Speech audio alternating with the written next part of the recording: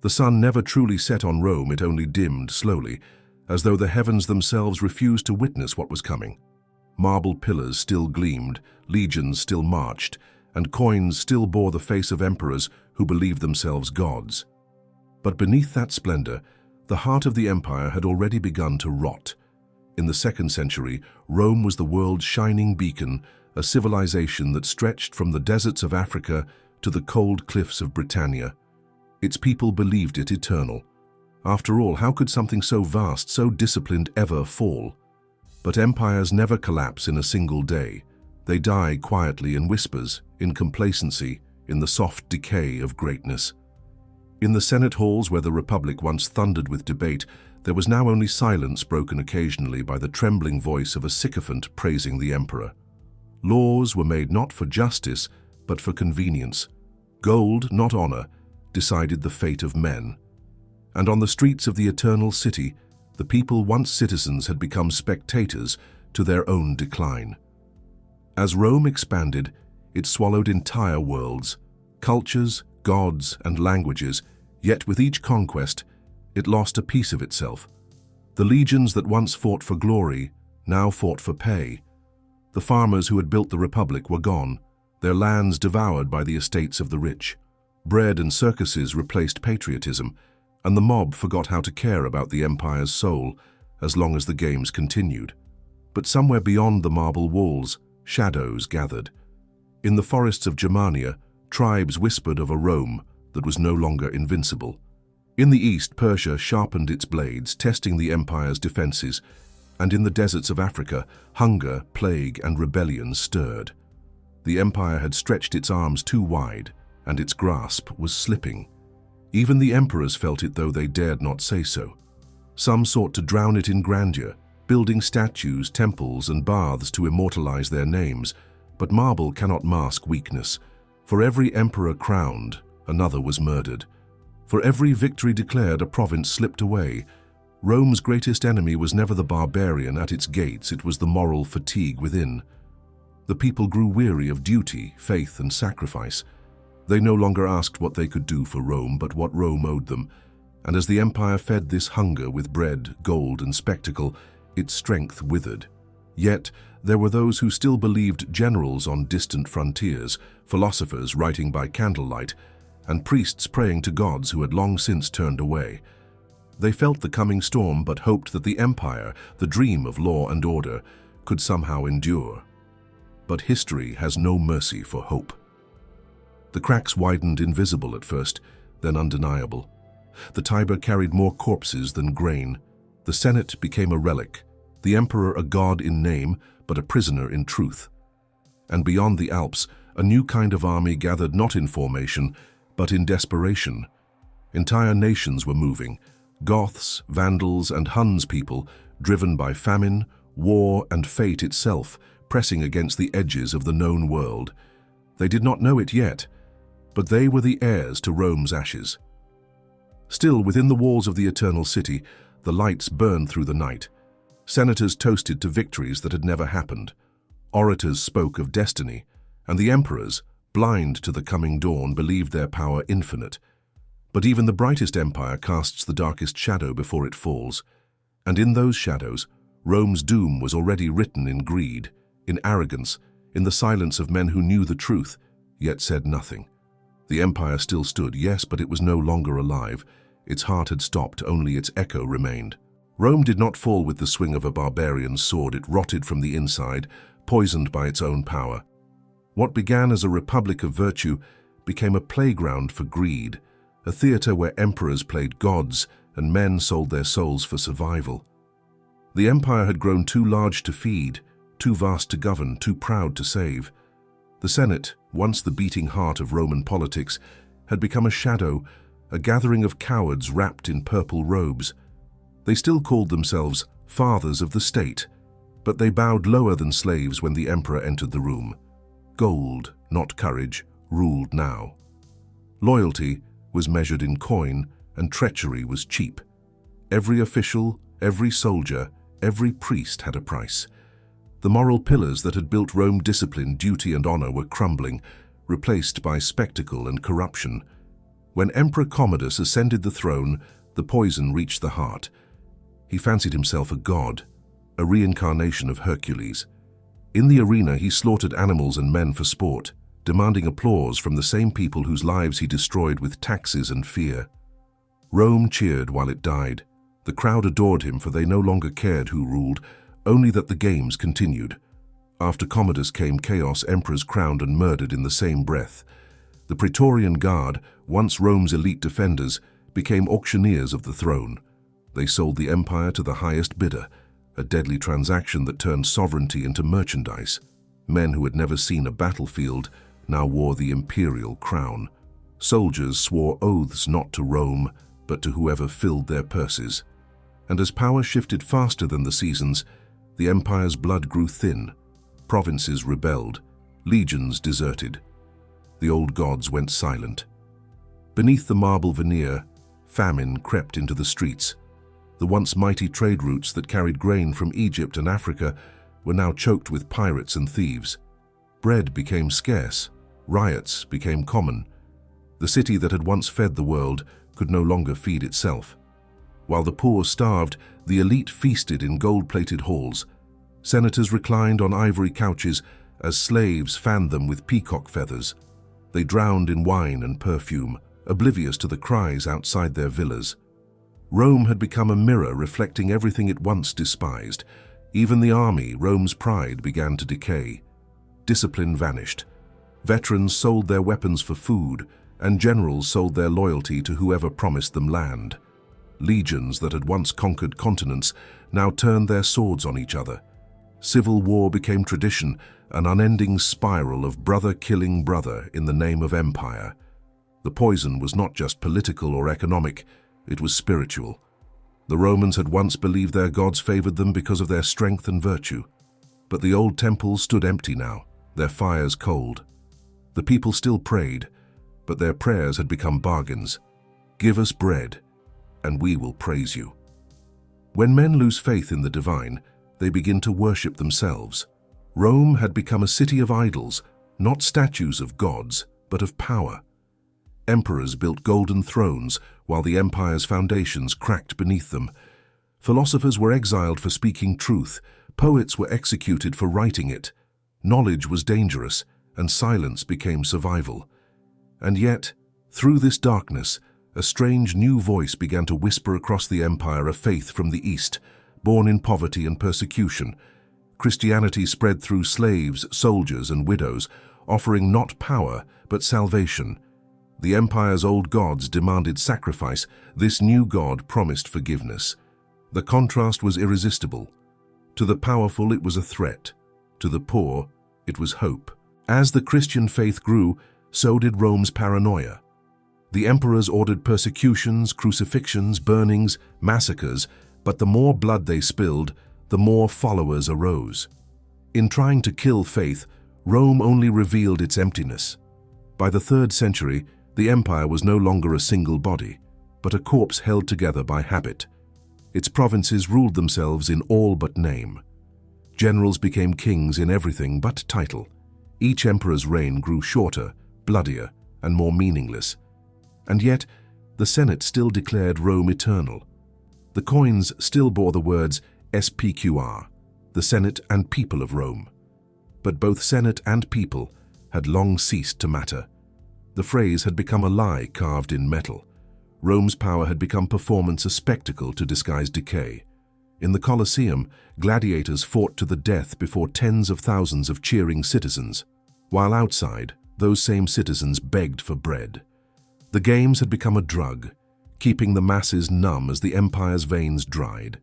It was said that when Emperor Elagabalus feasted, he served ostrich tongues and nightingale brains delicacies worth more than a soldier's yearly pay. He built a temple to his own divinity, married a Vestal virgin, and demanded to be worshipped as both man and woman, god and goddess. His reign was short, ending with his corpse dragged through the streets and thrown into the Tiber. But the problem was not one mad emperor, it was that madness had become normal. Rome no longer sought greatness, it sought distraction. The moral code that had guided its founders was gone, replaced by fear, greed and superstition. Senators consulted astrologers before voting. Generals consulted oracles before marching. The empire that had once built aqueducts now believed more in omens than in reason. Meanwhile, the provinces burned. Egypt's grain was seized by warlords. Gaul rebelled. Syria fell into chaos. And from the north, reports came of strange movements among the tribes' migrations that would soon become invasions. Still, the emperor's court remained drunk on luxury. They dined on imported peacocks while debating who should be executed next. To rule Rome was no longer a duty, it was a death sentence. By the end of the century, the poison had seeped so deeply that even reformers could not save it. Brave emperors like Aurelian and Diocletian tried rebuilding walls, minting honest coins, restoring discipline, but the rot was too deep. They could patch the wounds, but not cure the sickness. Rome had forgotten what made it strong: unity, discipline, and sacrifice. What remained was theater emperors wearing crowns made of gold and fear, presiding over a nation that no longer believed in itself. The empire had survived invasions before, but no sword can defend against decay, no wall can protect against apathy, and no god can save a people who no longer wish to be saved. The poison had done its work. Rome still looked eternal from the outside, but within, it was hollow. A golden shell filled with ghosts, echoing with the laughter of men who thought themselves immortal. The empire that once ruled the world had lost the one thing that mattered most: its soul. It began with a cough, a single harmless sound echoing through the crowded streets of Rome, but in that cough lay the seed of an apocalypse. At first, no one understood what was happening. The empire had survived wars, rebellions, and assassinations, but this enemy was invisible, unstoppable, and utterly indifferent to power. The Antonine Plague swept through the heart of Rome like a divine judgment, killing emperor and peasant alike. In the grand marble baths, once symbols of health and civilization, the steam carried death. In the crowded tenements, fever spread faster than fire. Men coughed blood into their hands and still tried to work. Mothers buried children with bare hands because the undertakers were dead. The Tiber itself became a river of sorrow. Historians would later estimate that 1 in every 4 Romans perished, but numbers mean nothing when an entire world collapses. Markets stood empty, farms lay abandoned. The legions, the mighty legions of Rome, watched their ranks wither as soldiers fell not to sword or spear, but to sickness. The Antonine Plague lasted 15 years. 15 years of fear, funerals, and silence. The streets that once echoed with the laughter of merchants and the rhythm of chariots became graveyards. Cities turned to tombs. The empire's borders trembled, not from invasion, but from the sheer absence of life. For the first time, Rome, the eternal, the invincible, began to wonder if the gods had turned away. The priests offered sacrifices, slaughtering animals by the thousands, filling temples with the stench of blood and incense. They begged Jupiter, Apollo, and Mars for mercy, but the gods remained silent. No thunder, no visions, only death. And in that silence, faith itself began to fracture. The old religions promised protection and prosperity, yet both had vanished. People began searching for new answers, new saviors, new meanings, and somewhere in the back alleys, in candlelit rooms and catacombs, whispers of another god began to spread. A god who did not demand sacrifice, but offered compassion. A god who did not promise power, but forgiveness. Christianity, a forbidden faith, born in the eastern provinces, began to rise from the ashes of Rome's suffering. While the temples of Jupiter emptied, small gatherings of Christians risked everything to tend the sick, feed the hungry, and bury the dead. When plague entered their homes, they did not flee, they prayed. When others cursed the gods, they sang hymns in the dark.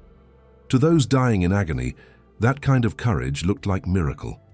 And miracles were something Rome desperately needed. By the time the plague faded, Rome was changed. The empire's population was gutted, its economy shattered, and its confidence broken. But something new had taken root, a quiet faith that would one day conquer the empire itself. Still, the wounds were not healed. Barely a century later, another plague arrived, crueler, swifter, more devastating. The plague of Cyprian. It began in Africa, spreading north through trade routes, carried by sailors, merchants, and refugees. Within months, entire cities were paralyzed. People collapsed in the streets, bleeding from their eyes and mouths. Witnesses described the smell of rot filling the air, the endless lines of carts carrying corpses to the outskirts of towns. This time, the empire had no strength left to respond. Officials fled their posts. Families abandoned their sick. Pagan priests vanished, afraid to approach the dying. It was said that you could walk through entire neighborhoods and hear nothing but the buzzing of flies. But again, the Christians stayed. Their bishop, Cyprian of Carthage, urged his followers to see the plague not as punishment, but as purification. He taught that suffering was temporary, but faith was eternal. His words spread like fire, giving meaning to a world drowning in despair. Where the old Rome saw disease as wrath from angry gods, Christianity saw it as a test of compassion. The Christians buried strangers, nursed enemies, and prayed over the dead, even those who had persecuted them. And for that, people listened. Faith became medicine. Belief became resistance. By the time the plague burned itself out, Christianity had become the moral backbone of a dying empire. What Rome's legions could not conquer with steel, the Christians conquered with mercy. But for the emperors who still clung to the old gods, this shift was terrifying. They watched temples fall into disuse while churches multiplied in secret. They saw senators baptized in midnight ceremonies. They heard soldiers speak the name of Christ in whispers. Rome's greatest fear had come true. Loyalty was shifting not from Caesar, but from empire to eternity. Desperate to reassert control, the emperors launched waves of persecution. Christians were hunted, imprisoned, and executed by the thousands. In the arenas, lions were unleashed upon them as the crowds roared. But even death became testimony. The martyrs did not scream. They sang. Their blood became the empire's new scripture, staining the sands of the Colosseum with words more powerful than the emperor's decrees. And in the hearts of the spectators, something began to change. For the first time, they saw courage greater than fear, faith stronger than death. Rome was watching its own future take shape, and it terrified them. By the late 3rd century, plague, famine, and war had reduced the empire to a shell of its former glory. Cities that had once teemed with life were now quiet ruins. Trade routes collapsed. Villages vanished. The empire's treasury was empty, its soldiers unpaid. But in that vacuum, faith grew. The cross, once a symbol of humiliation, became a symbol of hope. The whispers of believers became chants in the streets, and where emperors had ruled with terror, bishops now ruled with compassion. By the time Emperor Diocletian tried to restore the old order, it was too late. The poison of corruption and the fire of faith had already rewritten Rome's destiny. When Diocletian ordered one final, brutal purge of Christians, hoping to destroy the movement forever, something unexpected happened. The empire itself broke instead. Civil wars erupted, provinces declared independence, armies deserted.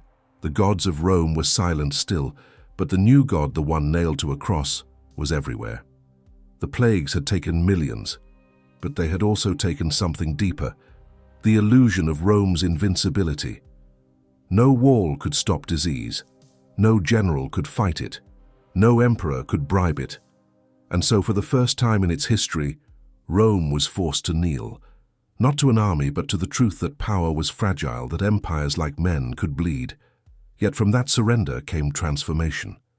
Because in its sickness, Rome had unknowingly given birth to something immortal, a faith that would outlive it by millennia. The empire had tried to save its body and lost its soul. The Christians had surrendered their bodies and gained eternity. As the candles flickered in the catacombs beneath the city, prayers rose like smoke to a heaven the emperors could not touch. The eternal city was dying, but a new one, unseen, spiritual, and unstoppable, was being born in its shadow. The empire was dying, divided by war, broken by plague, and hollowed by corruption. But from that chaos, a single man would rise who would not only save Rome, but remake it in fire and faith. His name was Constantine, a soldier, a strategist, and a dreamer of destiny. The year was 306 AD. The empire was fractured into pieces, 4 rulers sharing one throne, each claiming to be the true heir of Rome. The system, called the tetrarchy, was meant to bring stability. Instead, it brought civil war. Blood stained the borders from Gaul to the Danube as ambition devoured order. Constantine was the son of Constantius, one of those emperors, a man loyal, steady, and strong. But when Constantius died in the northern reaches of Britain, the legions raised his son as emperor in defiance of Rome's politics. It was a dangerous act, a declaration of rebellion, yet Constantine accepted the mantle without hesitation. He had seen the empire's decay, and he believed destiny had chosen him to restore it. But destiny rarely comes without a cost. From the moment Constantine claimed the purple, he was hunted. Rivals rose against him, Maxentius in Rome, Licinius in the east, Galerius commanding the remnants of the old regime.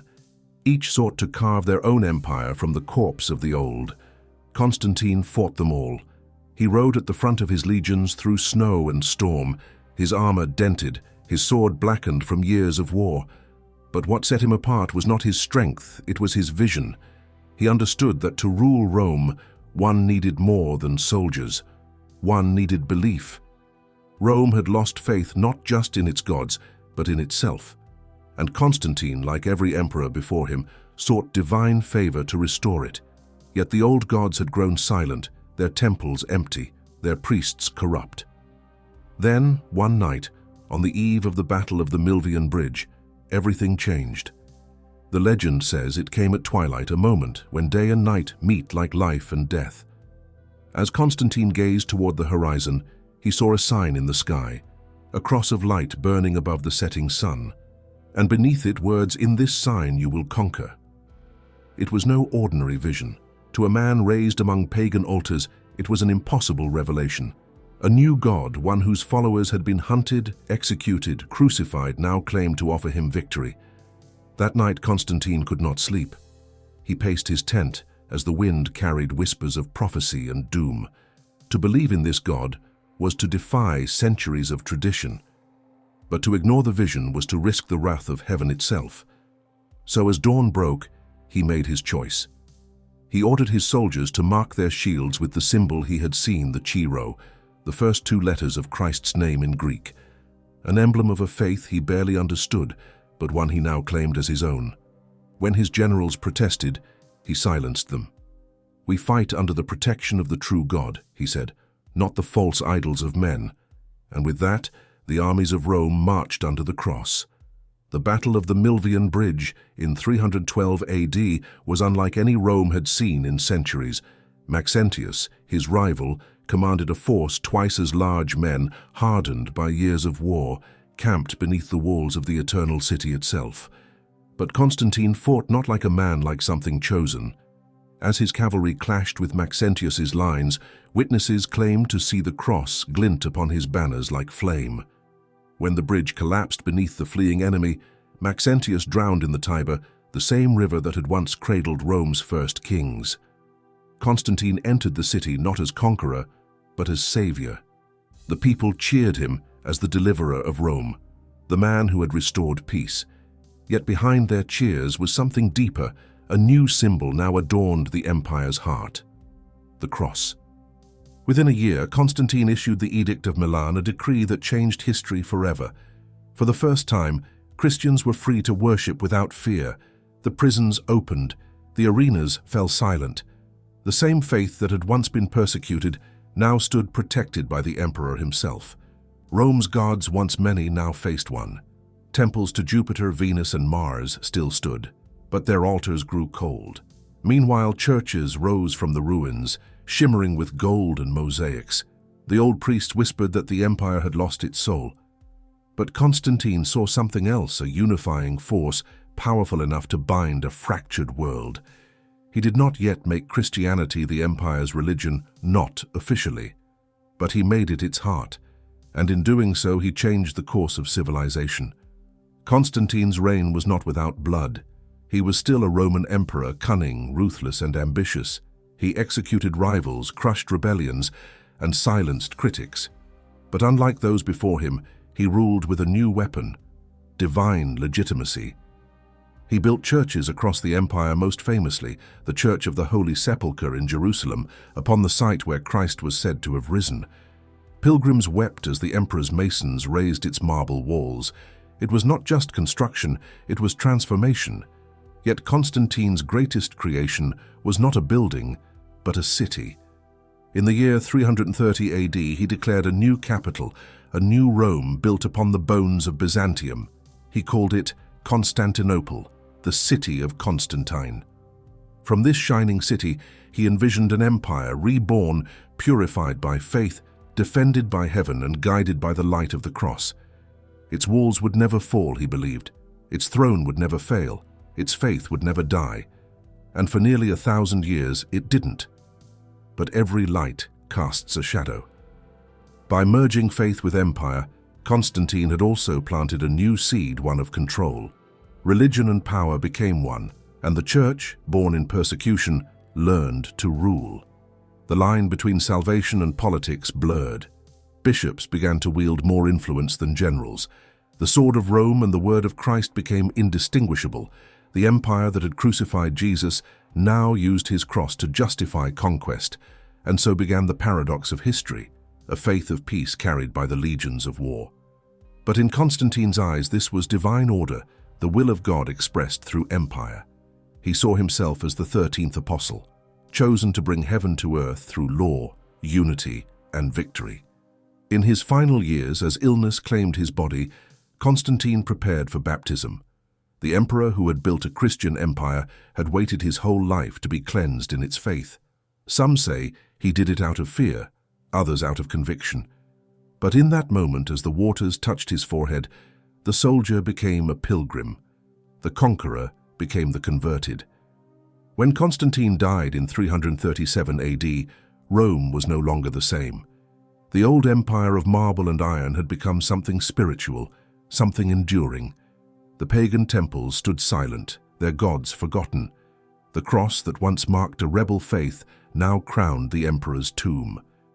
But history is never simple. For though Constantine saved the empire, he also set in motion a destiny that would divide it east against west, faith against faith, heaven against ambition. And as centuries passed, the city that bore his name would inherit both his glory and his curse. The fire of empire had met the light of faith, and together they would burn the world anew. The empire that Constantine left behind glittered with faith and gold, but beneath its shining surface, cracks had already begun to spread. When the emperor closed his eyes in death, he left behind not unity, but division, 3 sons, 3 thrones, and one impossible legacy. Rome was no longer one empire, but 2. East and West twins, born of the same mother, destined for different fates. The East, centered in Constantinople, shone with wealth and stability, guarded by the walls of Theodosius and the brilliance of Greek scholarship. But the West, old Rome, was a ghost of its former glory. Its marble faded, its coffers empty, its legions thin and weary. The eternal city was living on borrowed time. After Constantine's death, his heirs waged a silent war against one another, not with armies but with politics and betrayal. The sons of the Savior became the seeds of ruin. Bloodlines blurred with ambition. Faith became a weapon of inheritance. For every emperor who tried to restore order, another plunged the empire deeper into chaos. Civil wars drained its strength. Borders, once secured by the iron will of Rome, now lay open. And from beyond those borders, shadows stirred. In the forests of Germania, in the frozen plains of the north, and the steppes beyond the Danube, tribes gathered: the Goths, the Vandals, the Franks, and the Huns. To Rome, they were barbarians. To themselves, they were survivors driven from their homelands by hunger, war, and something darker pressing from the east. The Huns. They rode like thunder, faces scarred, eyes glinting with fire, their horses faster than Roman chariots, their arrows cutting through armor like wind. When they came, they brought not conquest, but terror, and behind their terror came migration. The tribes fled toward Rome, seeking refuge or revenge. By the 4th century, the Roman frontier was no longer a line of defense, it was a door left open. Refugees begged to be let in, and emperors, desperate for soldiers, welcomed them into the empire. But Rome did not understand the cost. When the Goths crossed the Danube, they were promised safety and food. Instead, Roman officials starved them, sold them dog meat at the price of gold, and enslaved their children. Desperation turned to rage, and rage turned to rebellion. In 378 AD, that rebellion met the empire's might at Adrianople. The Roman army, once invincible, was annihilated. Emperor Valens, proud and arrogant, refused to wait for reinforcements. He believed no barbarian could challenge Rome's power. He was wrong. As flames engulfed the battlefield, Valens vanished, consumed by fire, his body never found. An emperor turned to ash. A symbol of Rome's pride turned to smoke. Adrianople was more than a battle. It was a warning. Rome's enemies no longer feared her. In the years that followed, emperors came and went like ghosts. The Senate argued over statues while provinces fell into ruin. The empire's currency was worthless. Its generals were mercenaries. Its citizens were too poor to pay taxes, too hungry to fight, and too tired to believe. And yet, the empire clung to its rituals, parades, decrees, festivals to gods that no longer listened. The cross gleamed over churches while outside their walls, wolves hunted in the ruins of aqueducts. It was not one fall, but a slow unraveling thread by thread, century by century. In the year 410 AD, the unthinkable happened. Rome, the eternal city, the mother of civilization, the city that had not fallen in 800 years, was breached. The Visigoths, led by their king Alaric, marched through the gates, not as conquerors, but as debt collectors. Rome had promised them land, payment, and peace, and delivered only betrayal. For 3 days they plundered the city. Churches were spared, but homes were not. Gold vanished from temples, silk from palaces. The cries of the dying echoed through the same streets that had once celebrated triumphs and parades. And as fire lit the night, the world realized the unthinkable was possible. Rome could fall. St. Jerome wrote, "The city which had taken the whole world was itself taken." To the people of the empire, it was as if the sun had gone dark. The emperors fled. The Senate hid. The empire still existed on paper, but not in spirit. The West was ruled not by leaders, but by survivors. One emperor, Honorius, famously asked if his favorite rooster, also named Rome, had died when he heard the news of the sack. It was not stupidity, it was symbolism. The rulers of the West no longer understood what they were losing. While Rome burned, the East watched. From Constantinople, the emperors still ruled, their cities untouched, their coffers full. The Byzantine Empire rose as the Western Empire withered. 2 Romes now stood, one in marble, one in memory. As decades passed, new storms gathered. The Huns returned this time, not as rumor, but as apocalypse. Their leader was Attila, called the Scourge of God. His armies burned cities to the ground, his riders devoured kingdoms. The Romans tried to buy peace with gold, but Attila wanted more. He wanted submission. In 452 AD, he rode toward Rome itself. The empire trembled, but when he reached its gates, he stopped. Legend says that Pope Leo I met him there, unarmed, dressed in white. The 2 men spoke alone, and no one knows what was said. But Attila turned back. The city was spared for a time. Some said he saw angels guarding the city. Others said he feared plague. But perhaps he simply saw what Rome had become, a dying beast not worth the kill. By the late 5th century, the empire was an illusion. The emperor sat on a throne made of air, his commands ignored, his armies bought by foreign kings. The legions that once conquered the world now fought under barbarian banners. The Roman eagle, once a symbol of victory, was carried by men who could not speak Latin. And then came the final act. In 476 AD, the Germanic general Odoacer marched into Ravenna, deposed the young emperor Romulus Augustulus, and sent the imperial regalia to Constantinople. It was a quiet ending, no great battle, no divine intervention, just a signature, a surrender, and silence. The Roman Empire was no more. But history is not a graveyard, it is a mirror. Rome did not die, it transformed. Its laws, its faith, its architecture, all survived, reborn in the kingdoms that came after. The Church carried its torch, the Byzantine Empire carried its name, and the memory of Rome became a myth, a dream of order in a world of chaos. The barbarians had won the land, but not the legacy, for even they adopted the language, the customs, the titles of the empire they had destroyed. Kings called themselves Caesar, popes called themselves pontiff, and the ghost of Rome ruled them all. In the ashes of the West, a new world began to rise, one built not on legions, but on faith. A world where the sword gave way to the cross, and the memory of empire became the foundation of Christendom. But that new world carried the same shadows: greed, war, ambition, the very poisons that had destroyed the old. Rome's fall was not an ending, it was a warning. Every empire believes itself eternal. Every civilization believes its light will never dim. But all must face the same truth. Greatness is fragile, and power, once absolute, is always borrowed. As the centuries passed, travelers walked through Rome's ruins, through broken arches and silent forums, and they said, "Here lies the world that thought itself immortal." But perhaps, somewhere in the echoes of its marble and dust, Rome still whispers not in conquest, but in memory. Because what is empire if not a story we keep telling ourselves again and again and again? Rome was gone, its legions scattered, its emperors forgotten, its palaces swallowed by dust. But though the empire had fallen, its shadow remained.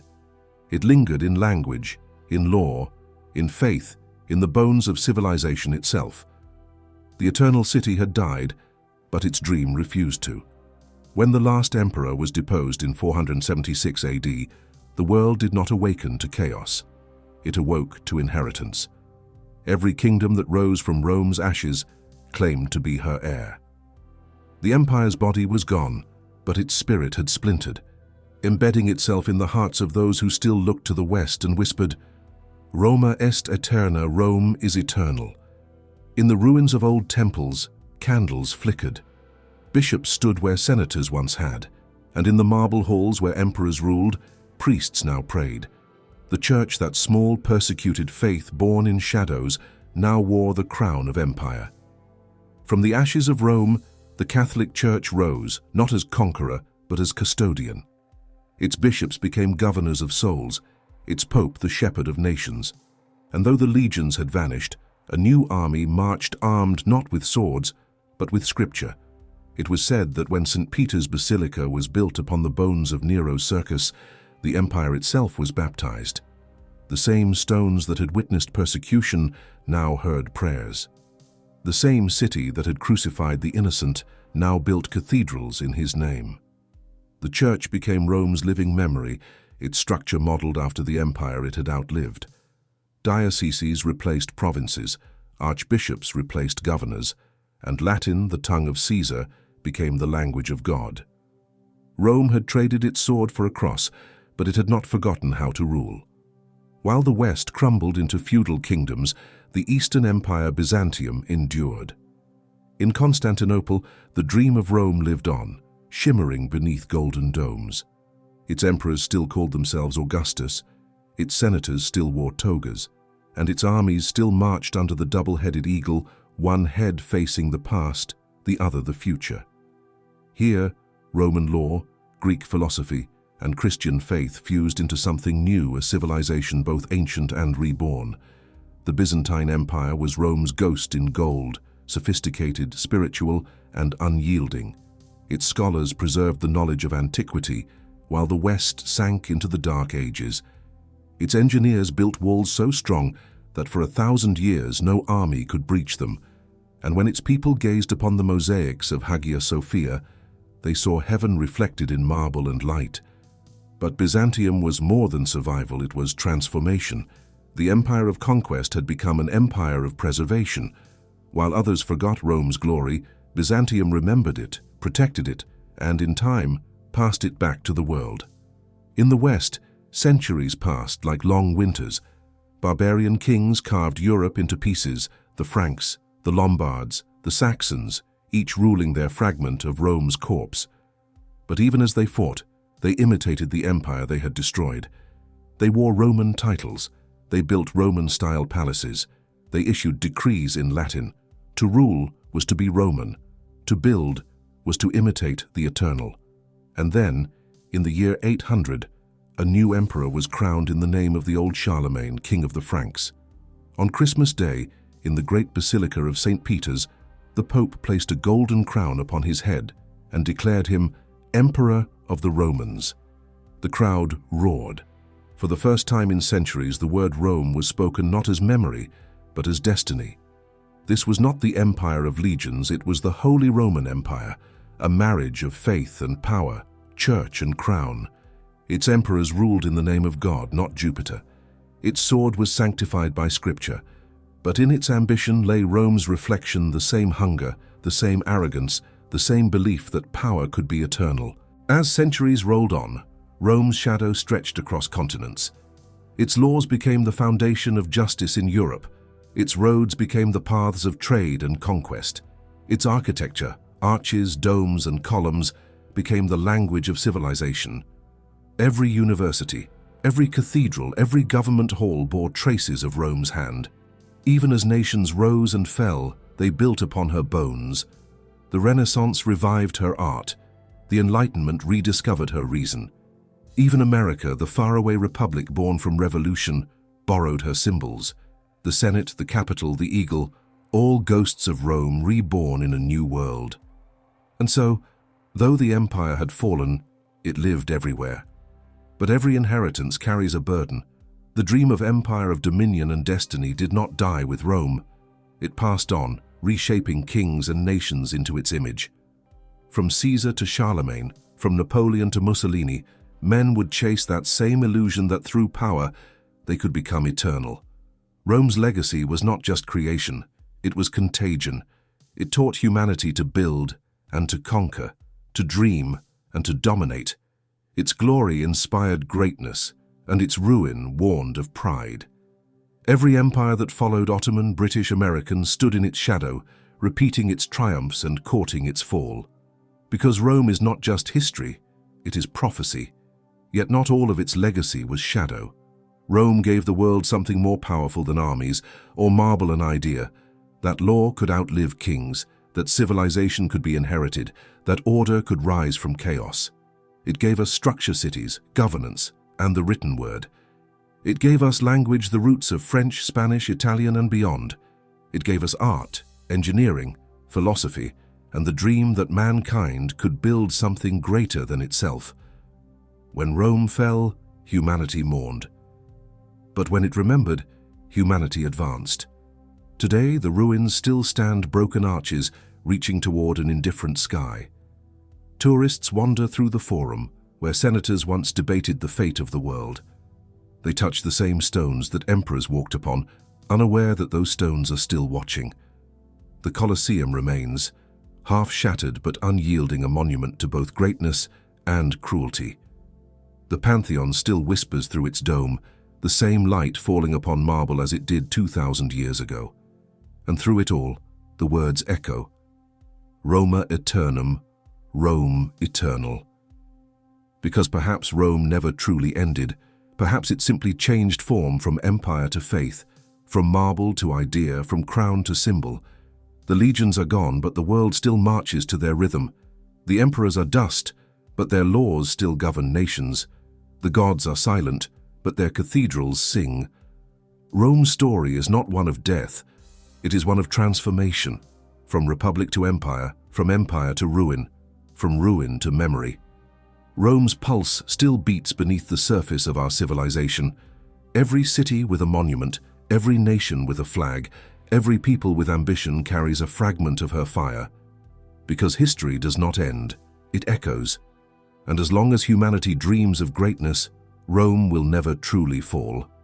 The empire had died 1,000 quiet deaths before the last emperor set down his crown. Stones fell, names were forgotten, banners turned to dust. Yet, even as Rome's body sank into the earth, its shadow stretched across the centuries like a sundial that refused to stop. The fall was never a single moment. It was a rhythm, an old drum that still beats beneath the world we have built on top of its ruins.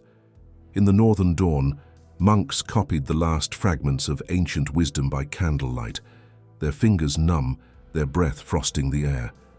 They did not call themselves saviors. They were simply faithful to memory.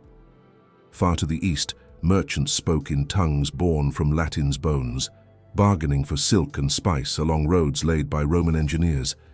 In hidden valleys, the broken arches of aqueducts framed new villages like monuments to a forgotten sky. Rome had fallen, yet the world kept walking on its roads. But an echo is not a voice, and inheritance is not understanding. The kingdoms that rose from the empire's ashes wore Roman titles without Roman discipline. They borrowed its laws without its restraint. And when they crowned their kings, Caesar, it was not wisdom they wanted, but glory. This was the second fall not of stones, but of meaning.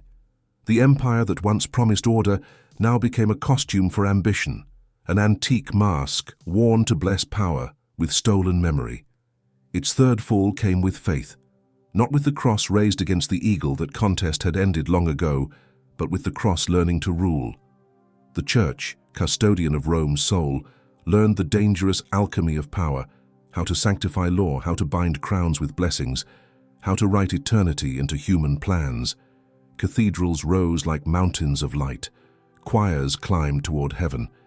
Yet in the shadows beneath their arches, princes bargained, bishops schemed, and the old Roman genius for administration found its second life in canon and decree. Holiness became a language that could command, and every language that commands must beware of becoming a weapon. In Byzantium, Rome's long afterlife shone like polished gold. Mosaics held the sun in their glass. The double-headed eagle watched both the past and the horizon. For 1,000 years, Constantinople told itself the empire had not fallen, it had refined itself. But every refinement has a cost. By the time the city faced its final siege, it was a jewel set in a crown too heavy to lift. The walls held against giants for centuries. When they finally broke, it was to thunder and fire never dreamt by legionaries. Gunpowder spoke a language older than empires, all fortresses end. And still, Rome did not die. The Renaissance raised it from marble into mind. Artists carved muscle and mercy from stone. Scholars reassembled the shattered sentences of Cicero and Livy. The empire returned as inspiration, not as law or legion, but as a mirror in which a new Europe admired itself. Yet mirrors flatter. In that polished reflection, princes and republics learned an old lesson. Imperial beauty can hide imperial hunger. Maps swelled, fleets multiplied. Faraway shores were given Latin names by men who had never seen the Tiber. Rome's fourth fall was into myth, a story so powerful it convinced conquerors they were civilizing. The Enlightenment took Rome's legal bones and set them into new frames. Constitutions echoed ancient promises, that the rule of law could outlive kings, that citizens could bind themselves to justice stronger than to a man. Capitals rose on hills, white-domed and colonnaded, deliberate imitations of a city long gone. But imitation is an oath. To swear it is to risk its curse. The Republic reborn in marble had to decide whether it wanted Rome's virtues or only its majesty. Many chose both. Some chose only the second. Across the centuries, the empire kept teaching, sometimes gently, sometimes with ruin. It taught that roads bind, that water, when tamed, is civilization, that taxes are the spine of power, that spectacles can pacify a people long enough for their freedom to evaporate. It taught that borders are not lines, but negotiations with chaos, that armies can defend a state but cannot give it a soul, that luxury without purpose rots quicker than poverty with hope. These were Rome's last sermons, preached from broken amphitheaters and weeds growing between stones. And yet, listening is not the same as learning. In city after city, age after age, leaders discovered the same narcotic Rome once overdosed on: certainty. The belief that greatness once achieved is self-sustaining, that institutions once built are self-repairing, that the crowd once fed is forever loyal. Certainty is the velvet glove of decline. It feels like stability until it grips too tight. The citizens of the late empire were not fools. They knew the bread was thinner, that the spectacles were louder to hide the silence beneath, that the coin had more copper than silver. They knew the milestones on the roads were chipped, the tax collector's ink darker, the horizon nearer. They knew, and yet they lived because people must. They still married, traded, prayed, sharpened tools, told stories. Decline is not an apocalypse. It is ordinary life wearing a heavier coat. And so the eternal fall continued, not a plunge, but a settling. Not a scream, but a long exhale. The empire did not tumble from a cliff. It took the stairs, pausing on each landing to admire the view. Sometimes the stairs went up again. Reformers appeared, Aurelian raising walls, Diocletian counting coins, Constantine baptizing power, and for a while the house held. But every repair revealed a deeper crack. The center could be reinvented but not recreated. A people can survive famine, war, and plague. What they cannot survive is forgetting why they endure. Rome's final forgetting was simple. It stopped believing that the future needed its sacrifice. We speak of barbarians as if they were Rome's executioners. Yet many came as petitioners first, asking for land and law, hoping to live inside the idea they admired. When they were cheated, they fought. When they won, they copied. The sackers of Rome became Romans in everything but name, and the empire's most profound revenge was this. Even those who buried it used its shovel, wrote the epitaph in its tongue, divided inheritance by its code. Victory could not escape Romanization. Defeat could not lose it. What then is the fall the world remembers? Not the day Odoacer sent the regalia east, nor the night Alaric lit the city, nor the morning the Theodosian walls cracked. The true fall is ongoing, the slippage between what institutions promise and what they deliver, the moment entertainment outweighs responsibility, the hour when truth costs more than performance, the season when fear elects comfort as emperor. Each age has its own Tiber to drown in, its own forum to abandon, its own Milvian bridge, where it chooses the symbol it will conquer under faith, profit, progress, nation, and its own quiet ceremony, where it trades duty for ease and calls the exchange peace. And still, the ruins glow at dusk. The Colosseum's ribs catch the last light like the cage of a sleeping beast. The Pantheon drinks the sky through its oculus, as if eternity were a weather that changes but never ends. Children chase pigeons across the forum, their laughter knots time into a single thread. Guides raise flags, lovers trace names in dust. Scholars stare at a broken inscription until meaning returns like a tide. The stones do not judge, they wait. If you listen, truly listen, you will hear what the monks heard and the emperors did not. The empire's secret was never conquest. It was continuity, the ability to carry a pattern across generations, roads to cities, cities to law, law to trust, trust to sacrifice. When that thread frays, armies cannot mend it. When it holds, even ruin cannot sever it. So the fall is eternal because the task is eternal. Each generation must choose whether to be citizens or spectators, whether to rebuild the aqueduct or rent its shadow for festivals, whether to lay a stone whose purpose belongs to grandchildren you will never meet. Rome's last command is not a law, but a question. What are you building that outlives you? The answer will not be written on marble. It will be invisible in the honesty of waits at market, in the fairness of trials, in the safety of roads at night, in the quiet pride of a tax fairly paid and a promise kept when no one is watching. These are dull virtues unfit for triumphal arches, but they are what columns rest on. In the end, the empire's story returns to a single image, a road leaving Rome. It runs straight at first, then bends toward other worlds, Gaul's vineyards, Africa's wheat, Asia's ports, and finally disappears into a horizon that changes names but not directions. Along it walk the poor and the powerful, the conqueror and the refugee, the pilgrim and the merchant, each convinced they are going somewhere new, all of them traveling a design drawn long before their steps. The stones are old, the feet are new, the journey the same. This is the eternal fall, not ruin, but reminder. Not a lesson shouted over centuries, but one whispered under breath that greatness is the discipline of care, that decline begins when we mistake spectacle for strength, that the world can be held together by roads and laws only if it is first held together by conscience. Night gathers over the city that named the ages. Lamps flicker along alleys that once bore emperors' litters. The Tiber slides past bridges, grafted from antique ribs. Somewhere a bell counts the hour. Somewhere else a voice recites a line in a language born from Latin's husk. And in the vast, breathing dark, the stones remember. They remember how to stand. They remember how to fall. And they remember how to be used again. Rome ends. Rome begins. Rome endures. Not as empire, as echo, as warning, as will.